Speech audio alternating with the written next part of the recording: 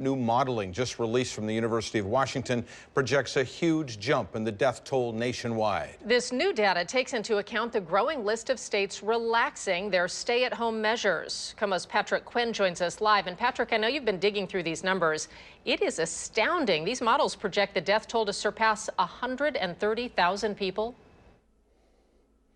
Molly, that's right. And you have to consider that number was just at about 70,000 before the weekend. So 70 to 134,000. And that's because a lot's changed in the last few days. More states have reopened. More people are outside. The temperature is starting to heat up a little bit. In this model, it reflects and takes into account all of that, suggesting the days ahead could be a little darker.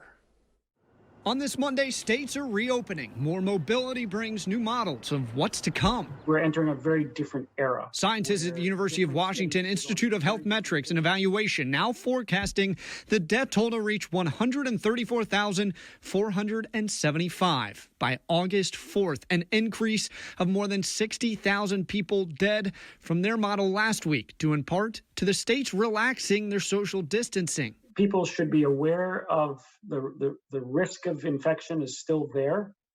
Even in New York, 85% of the state is susceptible. In a place like Washington, it's 96, 97% are susceptible. More susceptible because Washington has a bigger pool of people who have not contracted the virus.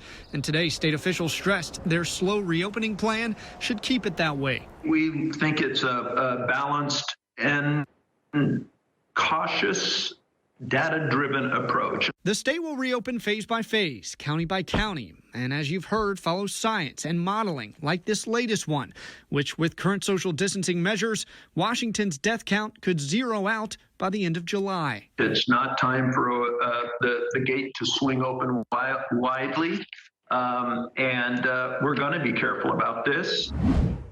The first phase of reopening Washington is a cautious approach with social distancing requirements for recreation like golf, hiking, and fishing. And not all of the businesses on the list will be able to open day one. KOMO's Joe Moreno shows us the hurdles businesses have to clear before customers can be welcomed back. On Thursday, the chain of Brown Bear car washes will reopen for the first time since March 22nd. Extensive changes had to be made to get the go-ahead from the governor's office. We're quite confident in the plan we've developed. We've got face masks, gloves, lots of hand sanitizer, sanitizing supplies. As part of the phase one reopening, landscapers, auto dealers, retailers, car washes, and pet walkers are all being allowed to operate as soon as they can fully meet industry-specific safety requirements.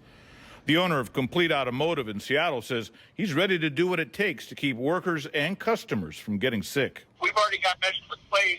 We've always, had cars that had seat covers on them and steering wheel covers on them. In much the same way the construction industry came up with new protocols at job sites, these other phase one industries are working out their own guidelines to get back to business. We're very grateful to be getting open, and we're absolutely dedicated to getting it right because we want other businesses to follow quickly behind us. However, just because Brown Bear is ready to bring back customers, other car wash companies may still be sorting out their health policies and will have to hold off on reopening until they do. It's uncharted territory for everybody, and I just pray that we're all getting it right.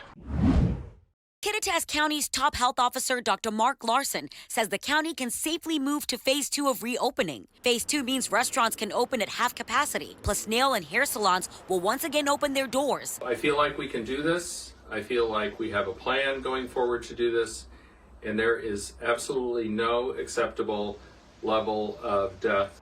County officials say local municipalities came together to support public health with over $800,000 to bolster testing capacity, contact tracing, isolation, and quarantine plans. Kittitas County is being asked, how have we been able to do this? The answer is we have incredible residents who are self-reliant, but looking out for their neighbors. Officials say people will need to wear face coverings in public. Make sure the businesses they go to have a safety plan and stay home if you're sick. As we start to move through these phases, we are going to see more disease. As for people who live outside Kittitas County, officials say follow what's in place for your own county and the state order. And that's a problem. That's already occurring.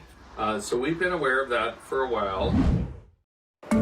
Building buildings covered in plywood paint the story of Washington's once booming restaurant industry. And it was almost overnight. An overnight shutdown felt by even the biggest of restaurants. This restaurant has seats for more than 700 people.